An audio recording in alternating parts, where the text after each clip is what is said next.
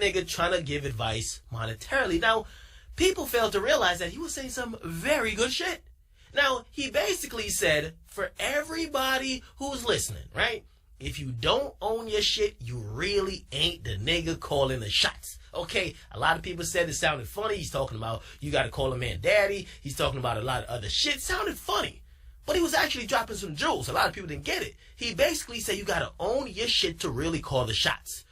Now, we actually move on to the recent Chief Keef situation. Right here, the situation going on with his record label. They suspended him. They suspended his contract, and they repoed his car. Now, why is that? Now, we get to find out the place that Chief Keef's living, the car he's driving, most of the shit he's showing off on Instagram, he doesn't own, right? The record label, the guy who owns the record label, owns all that shit. So when he acted up, they basically say, let me take all this shit back. You want to act up? I'll take all your shit back. You didn't own it anyway. Now, he acted up by trying to go on tour, but without their consent. So basically, he tried to leave the plantation. They said, word nigga, you trying to do a Kunta Kinte on us? Your shit is taken back. Now, here's the thing, because another statement has came out, and this came out through Vlad TV. Shout out to Vlad TV. They've been definitely covering the story and getting the statements from Alki David. He hasn't reached out. He hasn't responded to us when we actually try to get a statement, but still, right? He said another thing, and it really got me concerned. And I'm going to read it here for you guys, and I'm hoping you get the same feeling that I do, because I was like, what the fuck is up with this? Now, Alki David said this: I'll continue working with him. His management is his choice, but that doesn't stop me suing the hell out of them and everyone that has worked with Keith during our contract. So basically he's saying, if anybody interfered with the contract that me and Chief Keef got, I'll sue the hell out of them, okay? I got no problems with that. You guys signed a contract legally. You are within your rights to do that. I get it.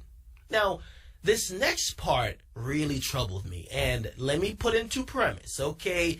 I do not like to see, especially men of color, anybody in general, but especially men of color, being pretty much like a monkey in a cage, dancing for a fucking dangling banana, okay? And this next part of his statement really troubled me. Now, this is what Alki David continued to say. He said, his BMW i8, it's under lock and key, and it's being aired out from all the weed scent, okay, or aired out still from all the weed. He can get 10 more like it.